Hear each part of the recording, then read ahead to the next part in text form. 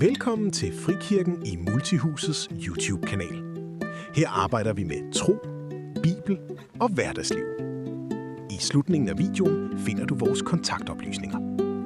Tak fordi du ser med.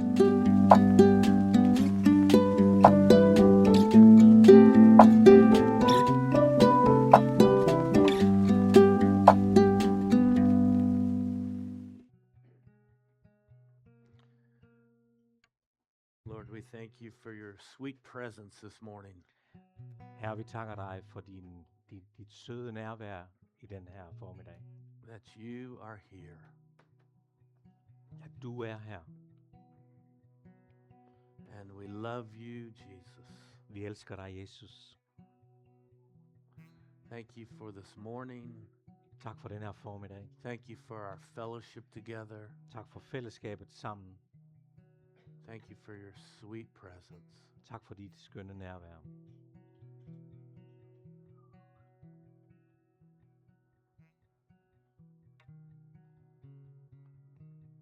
Amen.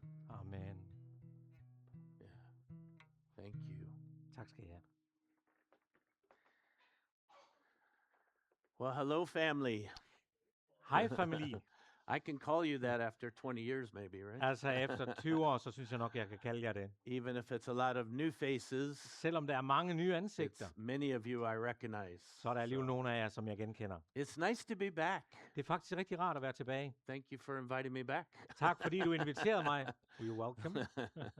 I appreciate that. Jeg værdsætter det. It's honestly, it's a real high point for me to come. Helt ærligt, så er det faktisk et højdepunkt for mig at komme So her. I just spent a week up in Løgstør. Jeg har tilbragt en uge op i Løgstør. So in the school he mentioned, it has a very long name. I den skole, som han nævnte, den har et meget, meget langt navn. It's IPSC is the short version. IPSC er den korte version. But it's a Christian school that's focusing on training up counselors in the area of sexual abuse. Det er en skole, som fokuserer på at træne rådgivere inden for området seksuelt misbrug. Mm-hmm.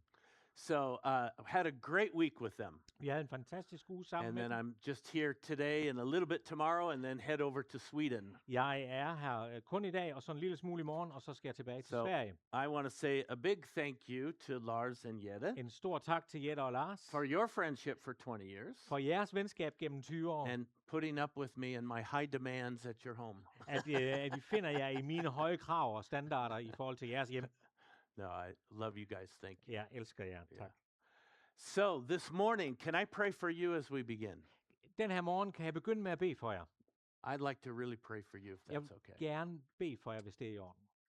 So Father, I thank you for everyone that's come this morning. Far, jeg takker dig for enhver, som er kommet i den her formiddag. For those that might be online. Til dem, også for dem, som er online. And Lord, I pray you would just speak to all of us today. Herre, jeg beder bare om, at du taler til os alle sammen i dag. Lord, let your presence really speak to our hearts. Lad dit nærvær tale til vores hjerte. And I thank you for this morning together. Jeg takker for den her formiddag sammen. Amen. Amen. Amen. All right. Okay. Put that up. I did something up in the school I want to do with you, if that's okay. Jeg gjorde noget op på det her skole, på skolen, som jeg gerne vil have lov til at prøve med jer. So without looking up there on the screen, how many honestly could say you know the 10 commandments in order? Så uden at kigge op på PowerPointen heroppe, hvor mange af jer kan sige, at I kender de 10 bud? Don't cheat, don't look at the screen. Lad være med at kigge op på skærmen. Knut knows, okay, you Knud know. kender dem, du kender dem. Yeah. Ja, det er. That's most of us are like, I think so. De fleste er sådan, okay, jeg tror nok, jeg tænker. Okay, we're going to have a little fun, if that's okay. Nu skal vi have det lidt sjovt, hvis det er okay. Especially because I knew the kids were going to be here, but now they left. But that's right. Specielt fordi jeg vidste, at børnene var her, men but that's okay. They're over there. We adults can have some. We can have some fun. Så er det også voksne, der skal have lidt sjov sammen. So I want to teach you a fun way to remember the 10 commandments. Jeg vil gerne give jer en sjov måde, hvordan I kan huske de 10 bud. And it's with our fingers. Det er ved hjælp af vores fingre. You ready? Er I klar? Okay, I want you to hold up one finger. Everyone hold up one finger. Op. The first of the 10 commandments is there's no other God before me. Det første bud er, der er ingen anden Gud end mig. Okay? That's number 1. Number 2, hold Nummer up 2 to- fingers. Nummer 2, nu har vi 2 fingre. You should not make any idols. I skal ikke lave nogen afguder. And then you do this with one of your fingers that bow down. Og så skal I have sådan en finger, der kan bukke ned, altså bøje Okay? sig. So 1, no other gods. Ingen andre guder. 2, Ingen. no graven images or idols. Ingen figurer eller noget, som vi har And lavet that til os selv, bows down. som vi skal bøje os Okay? for. Right? All right, take 3 fingers like this. Så har vi 3 fingre. Put it over your mouth. Put det over munden. Do not take the Lord's name in vain. Lad være med at misbruge Herren din Guds navn. Okay? Don't take the name of the Lord in vain. Lad være med at misbruge Guds navn. Okay, hold your fingers like this. Number 4. Så har vi nummer 4. And make a pillow. Og så lav en hovedpude. Okay? Remember the Sabbath and keep it holy. Hold helligdagen hellig. Right? That's the Sabbath. Det er sabbaten. All right, take 5, 5. put them together, Samle dem. and make a salute. Og så gør honør. Honor your mother and father. Ær din mor og din far. Right? We're honoring our mother and father. Vi ærer vores mor og far. Okay, got it so far? Har vi dem så langt? Real quick again. Number 1, no other gods. Ingen andre guder. 2, don't bow down Ingen to any afguder, other som vi idols. bøjer os for. Number 3, Nummer 3. don't take the name of the Lord's in vain. Lad være med at misbruge Herren din Guds navn. 4, remember 4. the Sabbath. Husk helligdagen. Right? 5, 5. honor your mother and father. Ær din far og mor. All right, number 6, I'll do it like this. Ja. Nummer 6. You shall not kill. Det er den her. Du må ikke slå ihjel. Right? There's number 6 for you. So Det er take nummer 6 6. and you shall not kill. Du må ikke slå ihjel. All right. Number 7, Nummer 7. don't commit adultery. Lad være med at begå ægteskabsbrud. Here's how you remember it. There's 2 in a marriage, not 5. Der er 2 i et ægteskab, og 2 in ikke a 5. marriage, not 5. 2 i et ægteskab, og ikke 5. 2 in a marriage, not 5. 2 og ikke 5. All right, you got that one? Har I forstået That's det? number 7. Det er nummer Number 7. 8, I want you to put your fingers in, Nummer your thumbs in. 8, nummer 8, så er det sådan her. Number 8, 8. in a lot of countries, especially Muslim countries, they will cut your fingers off if you steal. I de fleste muslimske lande, der vil de klippe dine fingre af, hvis du So, stjæler. you shall not steal. Så I skal ikke stjæle. That's number 8. Det er nummer 8. Okay, number 8, you Nummer shall not 8. steal. I må All ikke right. stjæle. Number 9, Nummer 9. okay, you shall not bear false witness against your neighbor. Du må ikke sige falsk vidnesbyrd imod din næste. Here's how you remember it. Det er den måde, du husker det på. It's 4, not 5. Det er 4 og ikke 5. The truth is 4, Sandheden er not 4, 5. ikke 5. 4, 4, not 5. ikke 5. Okay? Okay? Last commandment. Sidste bud. You shall not covet or take things from your neighbor. Du må ikke stjæle fra din nabo og fra din Right? næste. So this is our coveting. This is our Det er det der, hvor vi taking. griber, hvor vi You got it? grab. Yeah, grabbing. Yeah, Yeah. exactly. All right. 1. Now you It. tell me. 1. På Fortæl mig. dansk. Kom så. Op. Hvad betyder den? På dansk. På dansk. Du må ikke Okay. have andre guder. 2. Ingen afguder, du bøjer dig for. Ja. Misbrug Herren dit Okay. Gud navn. Yeah. Very Hviledagen. good. Remember the Sabbath. 5. 5. Yeah. Er din far og mor. 6. 6. Nå, ja. That's a hard one to remember. All right. 7. 7. Yeah. 2 in a marriage, not 5. Yeah. 2 i et ægteskab, ikke 5. All right. 8. 8. Du må ikke stjæle. Yep. 9. Yeah. 4, not 5. 4, ikke 5. And 10. 10. Ja. Du må ikke tage noget fra hinanden. All right. Good job. Yay. Hopefully you'll remember the 10 commandments Nu now. håber jeg, at du kommer til at huske de 10 bud. So I made this picture this morning thanks to ChatGPT. Jeg har lavet det her billede her i morges ved hjælp af ChatGPT. So sometimes it's fun to use a little AI. Så en gang imellem så er det lidt sjovt at bruge lidt af kunstig intelligens. I couldn't find a good one, so I had Jeg kunne- ChatGPT make me Jeg kunne one. ikke finde nogen, der var gode, så jeg fik ChatGPT til det. All right, this morning we're actually going to refer to number 1. I dag, der skal vi faktisk tale om bud nummer 1. You shall have no other gods before me. Du må ikke have andre guder end mig. And it's going to be from a scripture that's a familiar story, probably for most of you. Det kommer ud fra en historie i Bibelen, som nok er kendt for de fleste. But I'll bet it's one you've never thought of when it comes to the first commandment. Men jeg gætter på, at du aldrig har sat den i forbindelse med det And første bud. And it's the story found in Mark chapter 4. Det er den historie, som vi finder i Markus 4. So if you've got your Bibles, let me invite you to turn to Mark chapter 4. Så hvis du har en bibel, så slå op i Markus 4. We're going to talk about the almost very end here of the chapter. Vi Or skal the- hen i yeah. slutningen af kapitlet. Yeah, you have the verse up there as well. Mark chapter 4, verses 35 to 41. Markus 4, 35 til 41. Again, if you can read that for Ja. me. Samme dag, da det blev aften, sagde Jesus til dem, lad os tage over til den anden bred. Og de forlod skaren og tog ham med i den båd, han sad i. Og der var også andre både med dem. Og der kom en voldsom hvirvelstorm, bølgerne slog ind over båden, så den var lige ved at fyldes. Men Jesus lå i agterstavnen og sov på en høne. Så vækkede de ham og sagde til ham, Mester, er du ligeglad med, at vi går under? Og han rejste sig og truede af stormen og sagde til søen, ti stille, hold inde. Og stormen lagde sig, og det blev helt blikstille. Så sagde han til dem, hvorfor er I bange? Har I endnu ikke tro? Og de blev grebet af stor frygt og sagde til hinanden, hvem er dog han, siden både storm og sø adlyder ham? It's a really interesting story. Det er faktisk en ret interessant historie, det her. Probably, as I said, one you've heard, maybe for some of you, many times. Som jeg sagde det, så er det sikkert mange af jer, der har hørt den rigtig mange gange. But hopefully we'll look at it maybe in just a little bit different way. Men forhåbentlig kommer vi til at kigge på den på en lidt anden måde. So we're going to start with a painting by Rembrandt. Rembrandt, but from a long time ago. Okay. Ja. Ja, vi starter med et billede malet af Rembrandt for lang tid siden. Yeah. And you can see the date, 1633.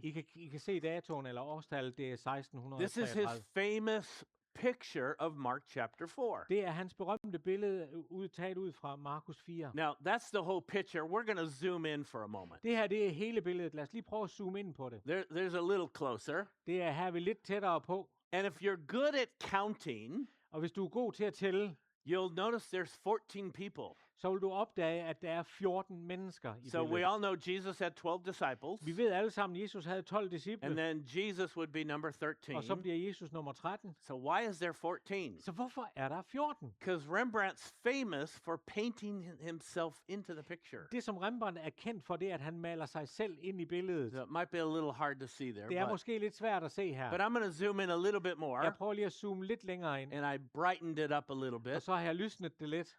My favorite one is this guy. You actually can point with a pointer, Eric. Oh, yeah, thanks. Does it work on the Yeah. screen now? Okay. Ja. That's my favorite one. Det der, det er min favorit. You But- point at it. Yeah, but some... No, you point at it. Yeah. Oh, there we go. Thank you. It does work. Perfect. Thank you. That's my favorite one because he's seasick. Det er min favorit, fordi han er simpelthen søsyg. The storm is so big, these experienced fishermen are having difficulty. Stormen er simpelthen så stærk, at selv de her erfarne sømænd, de har problemer. Most of the disciples were fishermen. De fleste af disciplene var fiskere. A few of them were tax collectors or some other things. Nogle af dem var selvfølgelig toldere, men But de there's fleste var fiskere. There's a bunch of experienced fishermen Så her er en flok af erfarne fiskere, who've been on the Sea of Galilee many times. som har været på Galileas sø rigtig mange gange. And I love this picture because this is the moment they're waking up Jesus. Det her elsker jeg, det her billede, fordi det er det øjeblik, hvor de vækker Jesus. And I think the guy wanting to throw up there is probably like so many of us. Og jeg tænker, at ham, der er kastet op der, han har det ligesom de fleste har That det. guy there. But you can see they're concerned. They look worried. Du kan se på dem, at de er bekymrede, And they're having a difficult time. og de har en virkelig skidt tid.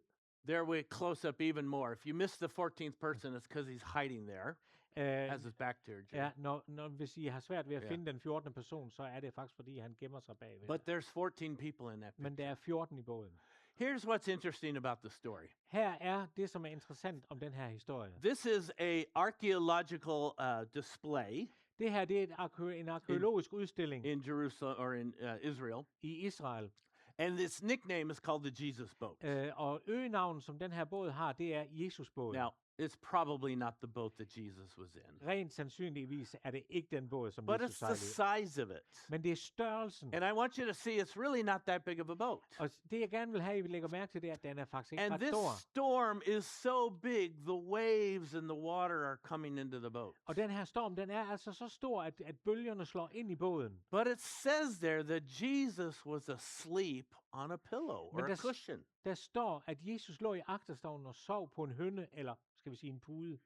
So probably more likely a boat cushion. Så det er nok nærmere sådan en bådspude. But for our sake, I put a picture of a pillow in Men for there. vores skyld, så har jeg sat et billede af en pude. Jesus is asleep in a Jesus, storm. Jesus sover under stormen. I don't know about you, but I couldn't sleep if a boat's doing this. Jeg ved ikke med dig, men jeg kunne ikke sove, hvis båden den bare gik op I og ned. couldn't sleep if water's blowing into my face. Jeg kunne ikke sove, hvis det væltede med vand ind over mit ansigt. But Jesus is asleep in the boat. Men Jesus sover i båden. And it's interesting that Mark puts in the detail he's asleep on a pillow or a cushion. Og det er sjovt, at Markus putter den her detalje ind. Han sover på en pude. Why would he put in such minor detail? Hvorfor sætter han den her lille detalje ind?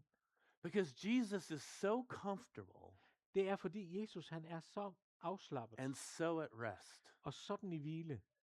He's so used to it. Han er så vant til det.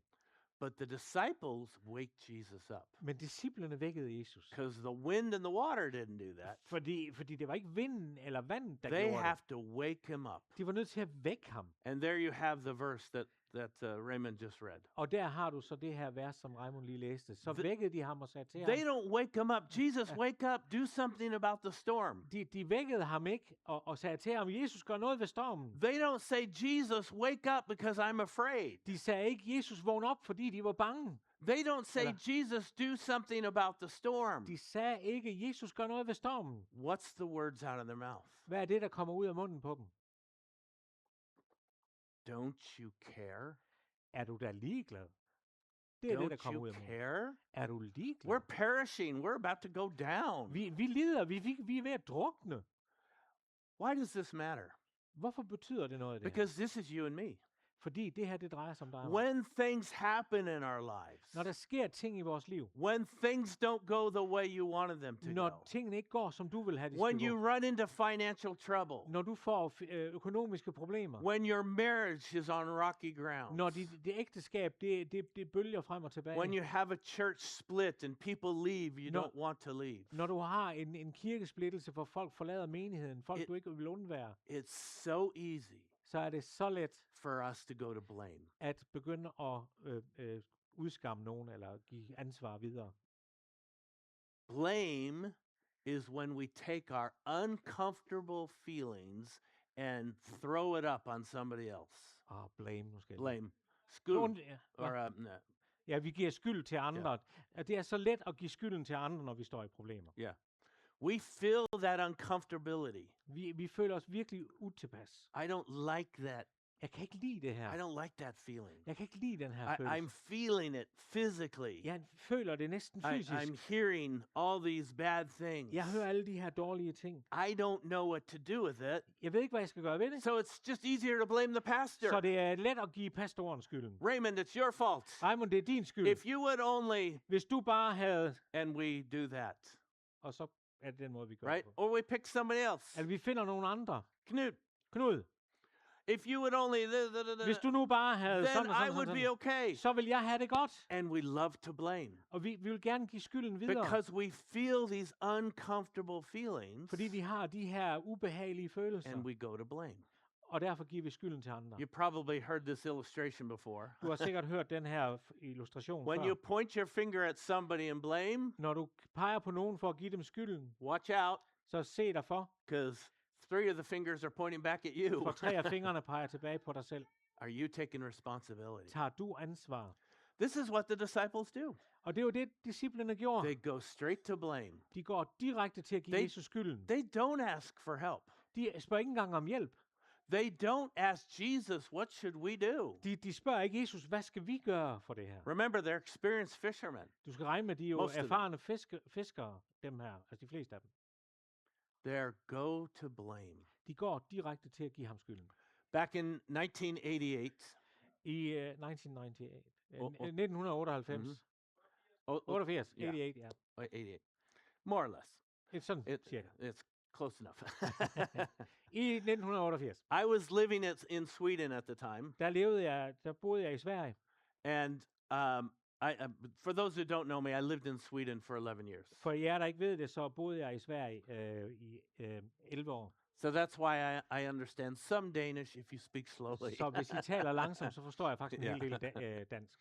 But I was living there, and I received, I believe, a vision from the Lord. Jeg boede der, men jeg fik en vision fra Gud, tror jeg på. I was reading a book called The God Smuggler by Brother Andrew. Jeg læste en bog, der hedder Guds smugler af broder Andrew. Back in Eller broder 1988, Andreas. 89, Ja, the omkring Soviet 88, Union, 89 var det sådan Ja. ret nyt. the Soviet Union still existed. Sovjetunionen eksisterede stadigvæk. So a thing to do was to get on the Trans-Siberian Railroad Så det man gjorde, det var, at man satte sig på den transsibiriske jernbane, and take in Bibles into the Soviet og så Union. tog man bibler med ind i Sovjetunionen. And I was reading the book about this, Og jeg læste bogen omkring and det I her. felt like I got a vision from the Lord to Og do this. jeg mente, jeg fik en vision fra Gud til at gøre det. So we planned our outreach. Så vi planlagde den her evangelisationskampagne. And I felt like it was time to do it. Og jeg oplevede, det er tid til at gøre So I bought some train tickets for my whole team. det. Så jeg købte billetter til hele teamet. I was moving in faith. Jeg opererede i Right. tro. They were kind of expensive, at least for us. Det var ret dyrt, især for os. And then I went to go get the visa, because you have to have a visa. I had to have a visa. Og så skulle jeg søge om at få det her visum for at komme ind, for det skulle man have. And so I'm waiting, Så jeg and ventede I'm waiting, og ventede, and we're praying, og vi bad, and we're praying. og vi bad. And guess what happened? Og ved I, hvad der skete? Exactly. I fik et nej. We got no visa, Vi exactly fik right. ikke et visum. They said no. De sagde nej til os. We tried again. Vi prøvede igen. No. Nej. The time came and went. Så kom tiden, hvor vi skulle afsted, og den gik, og I put money down on these tickets. jeg havde smidt penge i det her. I'm now guilty or responsible for the money from the Ja. students for these tickets. Nu er jeg pludselig ansvarlig for studenterne, de elevernes penge. I thought I heard from God. Jeg mente, jeg havde hørt fra Gud. We were supposed to do Vi this. skulle gøre det her. God, you're supposed to support this. Gud, du skal da bakke det her This op. is your work. Det er dit This arbejde. is your will. Det er det, du vil, Gud. Why is there no? Hvorfor får vi nej? That was my heart's question. Det var mit hjertes spørgsmål. What do I do? Hvad gjorde jeg? I blame myself. Jeg begyndte at give mig selv skyld. God, what did I do wrong? Hvad har jeg gjort forkert, What's my Gud? sin? Hvordan har jeg syndet? And then that so easily goes to blame to somebody else, a coworker. Og så bliver det så nemt at anklage nogle andre. You know, I'm not sure you filled in your paper right. Jeg er faktisk ikke sikker på, at du har That's udfyldt probably papirerne why they rigtigt. said no. Det er nok derfor, de sagde I nej. told you to put this address on Jeg there. sagde til dig, at du skulle skrive den her adresse. It's so easy to go to blame. Det er så let at give andre skylden. That's what we do. Og det er det, vi gør. That's what the disciples did. Og det er jo det, disciplene gjorde. They don't ask for help. De spurgte ikke om hjælp. They say, Jesus, don't you care? De siger, Jesus, interesserer det dig slet ikke det her? What's interesting is this is Mark chapter 4. Det interessante er, at det her det er Markus 4. They're questioning God's care, Jesus' care. De stiller spørgsmålstegn ved, at om Gud han er ligeglad eller ikke ligeglad. Let me Og just quickly tell you what happens in the first 3 chapters of just Mark. Skal jeg bare lige fortælle jer, hvad der sker i de første 3 kapitler af Markus evangeliet? Jesus heals a leper. Jesus han helbreder den spedalske. Jesus heals a man with a withered arm. Han helbreder manden med den visne arm. Jesus heals Peter's mother-in-law. Peters svigermor bliver helbredt. He heals many other people. Han helbreder rigtig mange andre.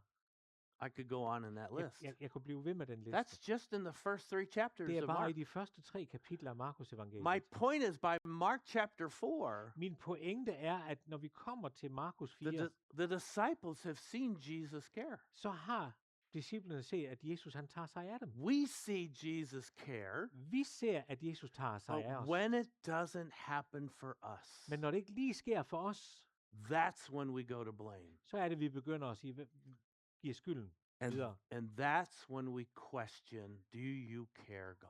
Og så er det, vi stiller spørgsmål, er du da ligeglad, Gud? There's some of you here today, this message is for you. Der er nogen her i dag, som specielt har brug for at høre det her budskab. Because you're wondering, God, do you care about me? Fordi du undrer dig, Gud, er du da ligeglad You med see mig? the good things God is doing for this person or for that person. Du ser, at Gud han gør noget godt for den person eller den person. Oh, look how he's blessed them. Eller prøv at se, hvordan han har What velsignet about dem. me, God? Hvad med mig, Gud? Why am I going through this hard time? Hvorfor går jeg igennem den Why her am svære I tid? having this difficulty? Hvorfor har jeg de her besværligheder? Don't you care Er du, da about me? er du da ligeglad med mig? We're just like that. Eller ligesom det der. Don't you care? We're going to drown. We're going to perish. Er du da ligeglad med, at vi drukner, at vi forsvinder bare? And that's why we go to blame so easily. Og derfor er det så let for os at give skylden videre. Here's a list for you. I forgot to translate it. Sorry about that. Det her er en liste over de der første 3 But kapitler. Jeg har ikke There's the ones I oversætte. already mentioned. Det er dem, jeg allerede har nævnt. Lots of healing that he already did. Masser af helbredelse, som allerede var sket. What does Jesus do? Hvad gør Jesus? It says he gets up Det står, han and rejser he sig, goes to the bow, the front of the boat. så går han hen i forenden af båden, And just like this picture from the old movie Jesus, og det er fra den gamle Jesus-film, det her. he calms the wind and the waves. Så får han stormen til at lægge sig, vinden til at stoppe. And he just simply says, be still. Og det han siger, det er, vær stille. Now, if you've ever been out on a boat Hvis du nogensinde har været ude på en båd, in big waves, med store bølger, right? Not only do you get seasick, ikke nok med, at du bliver søsyg, but if a storm stops, men hvis en storm stopper, it takes a while så tager det altså noget tid, for those waves to finally slow inden at down, bølgerne lægger sig, to begin to calm for at down. de lægger sig. And eventually, Og til sidst, they calm down and become still. så bliver de stille. Can you imagine? Kan I forestille jer? Jesus says in a huge storm, Jesus står i en stor storm be still. og siger, vær stille. Peace, be still. Fred, vær stille. And Og suddenly, it's like this så artist ser drawing. det ud ligesom den her. Flat, Det er blikstille, calm, stille, peaceful. fredfyldt. Wow. Wow.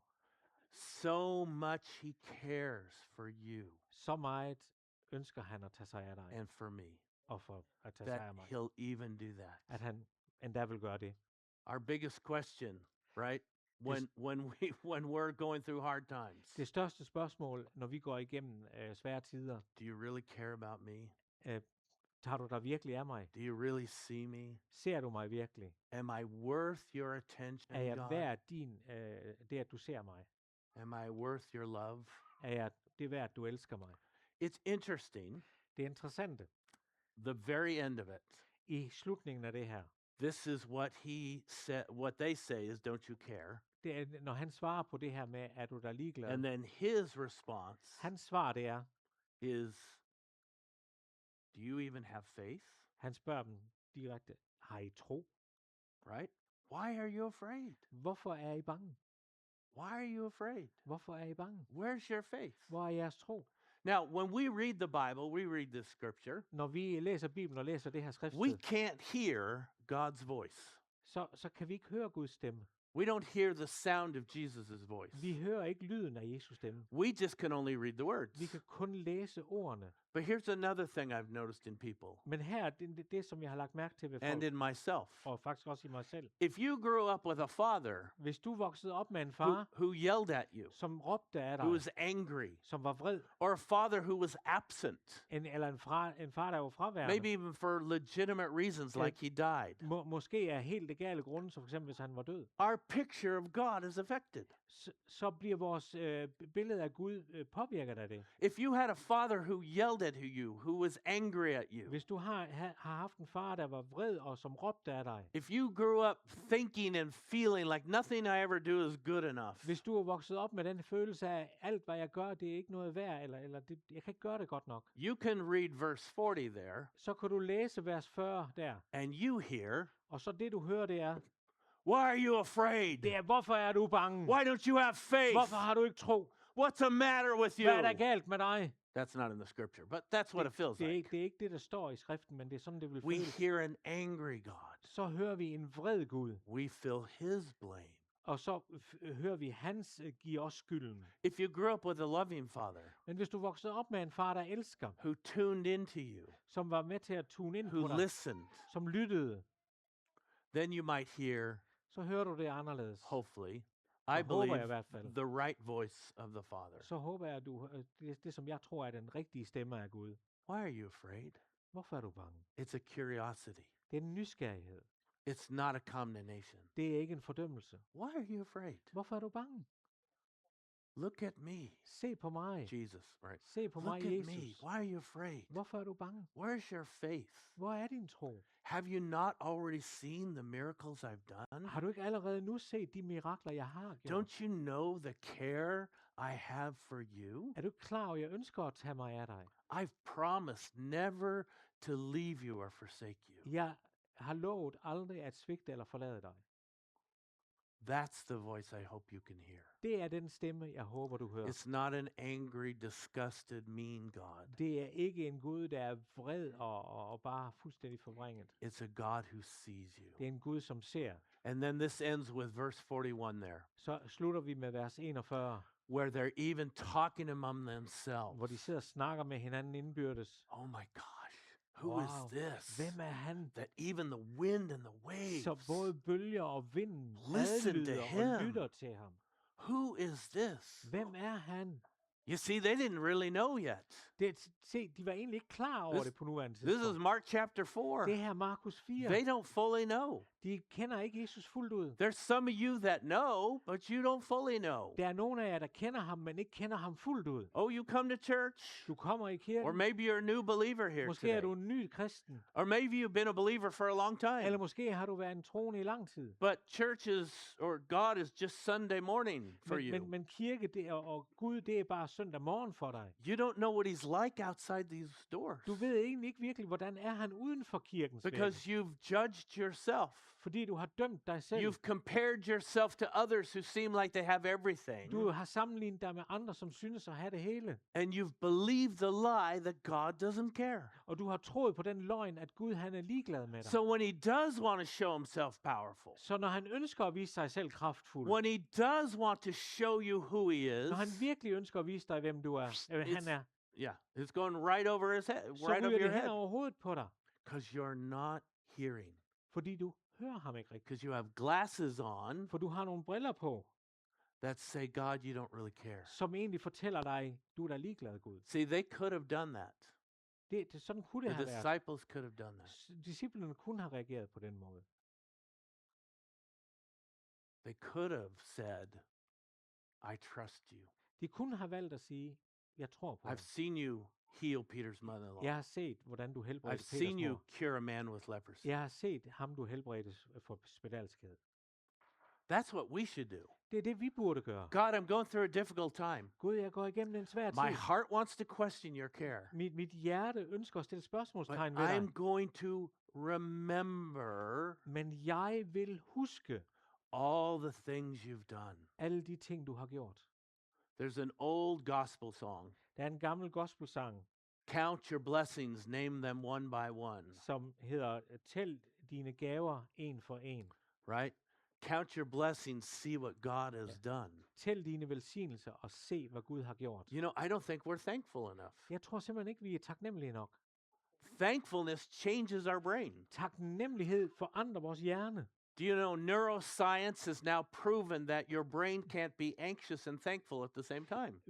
Neurovidenskaben har simpelthen bevist, at du kan ikke være bekymret og taknemmelig på samme tid. We are full of worry and anxiety as people. Men som mennesker er vi fulde af bekymringer. Try being thankful Prøv at være taknemmelig for the things God has done. for de ting, som Gud har gjort. And watch how it changes your circumstance, Og se, hvordan det ændrer dine omstændigheder. even when you're in the midst of the storm. Selvom du er midt i stormen. Because our eyes want to see Jesus is asleep. Fordi det vores øjne vil se, det er, at Jesus He sover. doesn't care about Han er me. ligeglad. Our faith Vores tro, says, I want to believe. vores tro siger, jeg vil tro. Let me give you a practical illustration. Lad mig give jer en praktisk illustration. If you're to drive from here to Copenhagen, let's say, Hvis I skal køre for eksempel herfra og til København, and maybe you've been on the motorway many times. og måske har du været på motorvejen mange gange. You've gone over the bridge. You've driven through Fyn. Du er kørt over Fyn, og du er kørt over broen mange You gange. know the road. Du kender ruten. But now it's foggy. Men nu er det toget. That really low fog. You Den can der barely see. lavt liggende tog, Right? hvor du knap nok kan se. And you get in the car and it's dark. Og du kommer ind i bilen, og det er mørkt. Can you see all the way to Kan du Copenhagen? se hele vejen til København? Can you see the road all the way? Kan du se vejen bare lagt frem foran No. dig? Nej. How far can you see? Hvor langt kan du se? Maybe 50 meters Måske sometimes, 50 right? meter. Maybe 100 meters Måske most. 100 meter. And you have to have your lights on, Og du skal have lys på. which legally you have to anyway, but Det skal du under alle but you omstændigheder. got to have your lights on Men du er nødt til at have tændt lys, because you got to be able to see. fordi du er nødt til at se. But if you can only see 50 meters Men hvis du kun kan se 50 meter, and you just stop your car så stopper du din bil. and go, well, I can't see the whole way, Og så siger du, jeg kan ikke køre hele so vejen, I'm not going to move. så jeg flytter mig ikke. That would be ridiculous. Det er jo latterligt. You're never going to get to Du Copenhagen. kommer jo aldrig til København så. So what do we do when we drive? Så hvad gør vi, hvis vi skal derover? And it's heavy fog. Og det er toget. We get in the car Vi sætter os ind i and bilen, we move. og vi bevæger os. And as we move Og som vi bevæger os 50 meters, 50 meter, now we can see another 50 nu kan vi meters. se de næste 50 And meter. another 50 Og de meters. næste 50 And meter. another 50 Og de meters. næste 50 meter. You get the idea. I har ideen, And ikke? eventually you arrive to Copenhagen. Og endelig så når jeg til København. But you couldn't see the whole way. Men du kunne ikke se hele vejen. That's faith. Det er tro. It's not to know how the answer is going to be. Det er ikke at vide, hvad bliver svaret. You're waiting for Copenhagen and you're never going to get it. Du venter på København, og du når aldrig derover. You need to take that step in what you know now. Du er nødt til at bevæge dig i det, du ved nu. You need to move now. Du er nødt til at bevæge dig nu.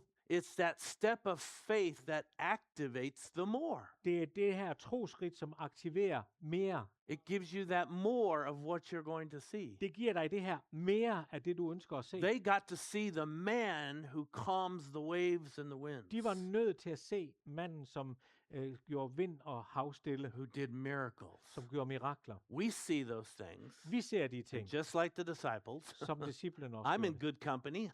Jeg er jo i et godt selskab her. Sometimes I wonder, God, do you even care? Nogle gange så tænker jeg også, This Gud, is er du da ligeglad? this is a challenge for all of us. Det er en udfordring for os alle. That when we feel those feelings, Når when we feel those feelings, vi har de her følelser, do we trust him?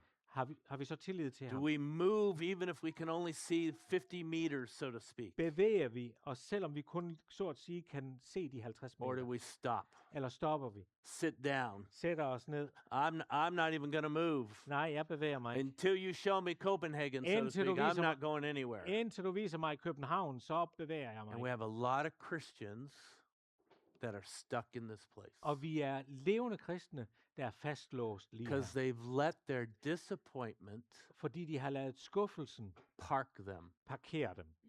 They haven't lost their faith.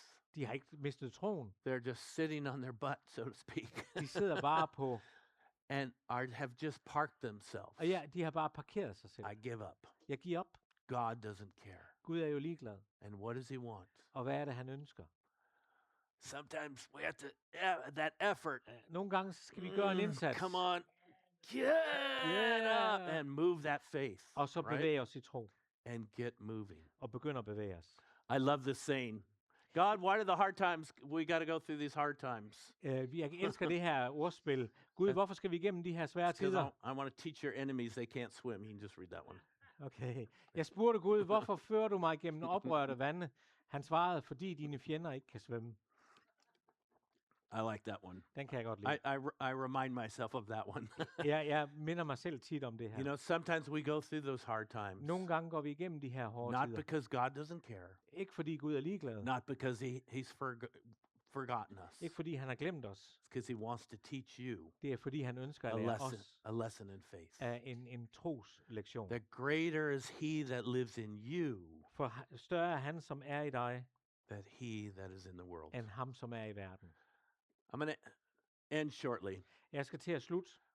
We started off with this verse. Vi starter ud med det her vers. Jesus literally says, "Come Je- on, disciples, let's go to the other side." Jesus siger bogstaveligt til disciplene, lad os tage over til den anden bred. Okay, I want you to hear that. Jesus promised them something. Han lovede dem faktisk noget. We're going to go to the other side. Han siger, vi tager over til den anden side. When they're in the midst of the storm, Da de er midt i stormen, they doubted.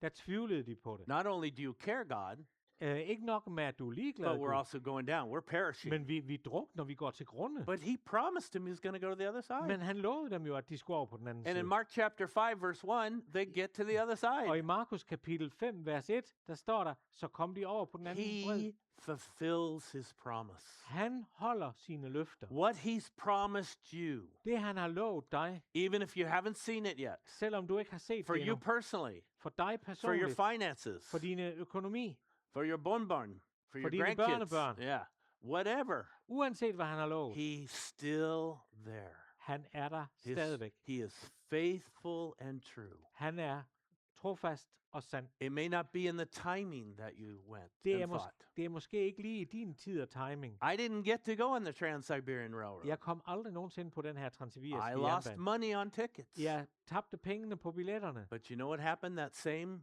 outreach? Men ved I, hvad der skete på den her We went evangelisationstur? from cold Sweden all the way down to warm, beautiful Portugal. Vi tog fra det kolde Sverige til det varme Portugal. And we had one of the most amazing outreaches in Lisbon, Portugal. Og vi havde den mest fantastiske evangelisationskampagne i Back then, Lissabon. you could preach in the main square, Plaza de Figueira in Lisbon. Der kunne du prædike åbent i Plaza de Figueira.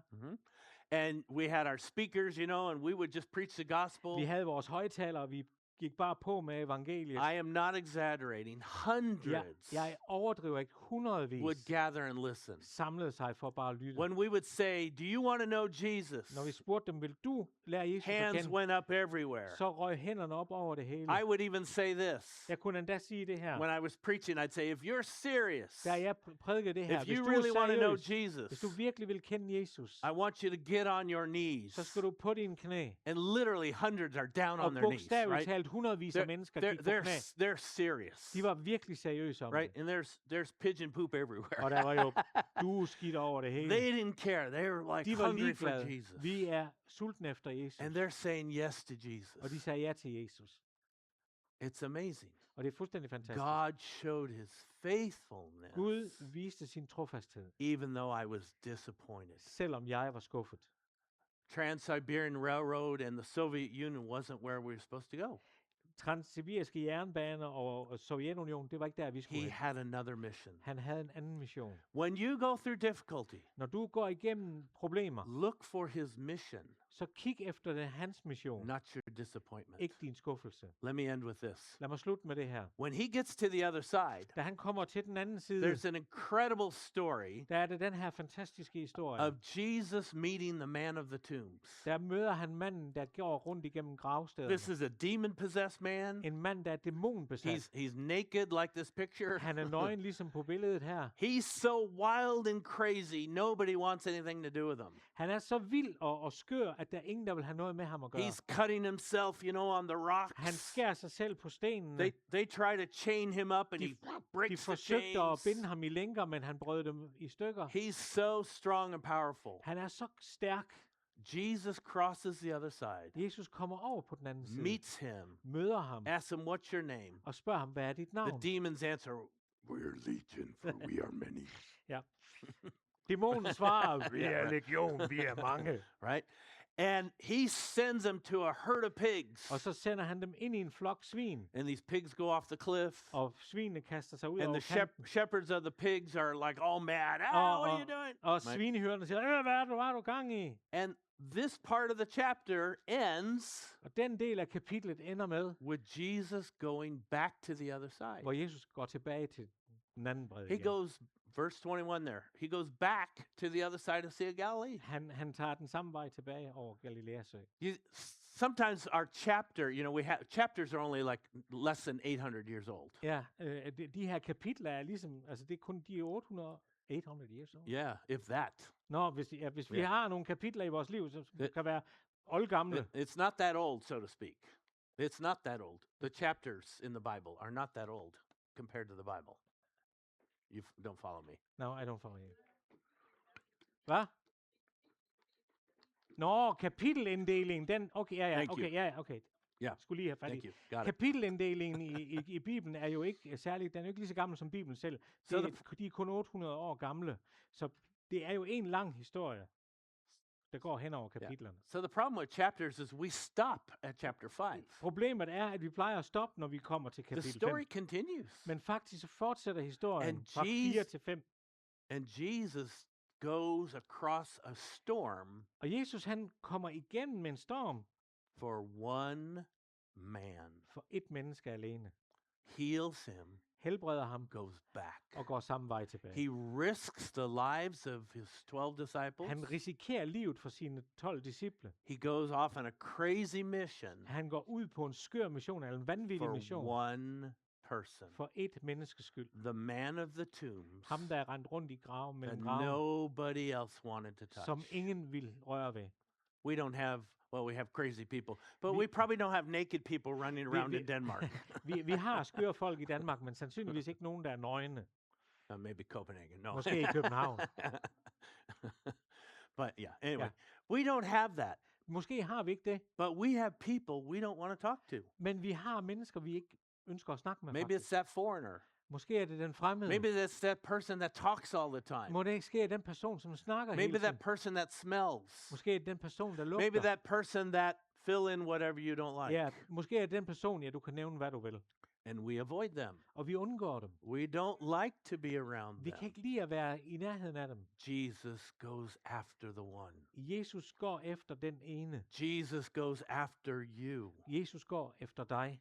He goes for you Han går efter dig, because you're worth it. fordi du er det værd. Because you're worth it. Fordi du er det værd. He would cross a crazy sea, a Ham- stormy sea, Han vil krydse en stormfuld sø, just for you bare for dig. because you're worth it. Fordi du er det værd.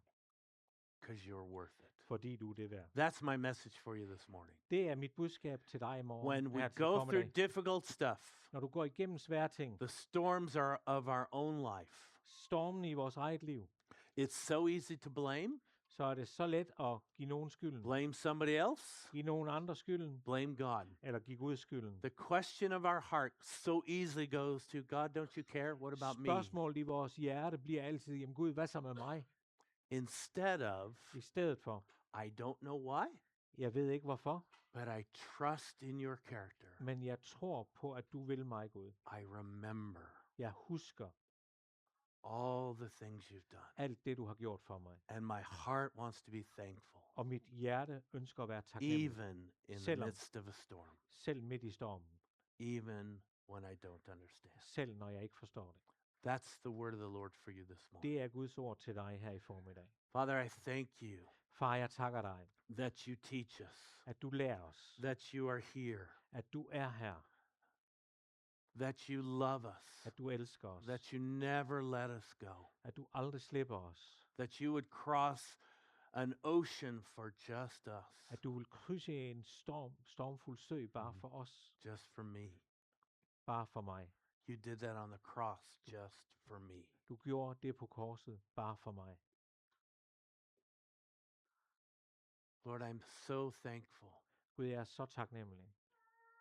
Lord, I pray that you would minister to those that are struggling here today, Far, jeg beder om, at du betjener dem, som kæmper i dag, that are going through disappointment. som går igennem skuffelse. Things didn't work out like they thought. Ting blev ikke, som de ønskede det. Marriage fell apart, and I didn't think it would. Ægteskab, som blev brudt, selvom man ikke troede det. I thought I was going to make it financially, and now I'm having a hard time. Jeg troede, jeg ville klare det økonomisk, men nu har jeg det svært. Lord, would you minister to each and every one of us? Her vil du betjene hver enkelt. Even when we feel like you're asleep on the boat, Selv når vi føler, du sover på båden, we know you're in control. så ved vi, at du har kontrollen. So thank you, Jesus. Så tak, Jesus. Use this lesson in our hearts today. Brug den her beretning og fyld vores hjerter i dag. And Lord, speak to our hearts, I pray. Tal til vores hjerter, beder jeg om. Amen. Amen.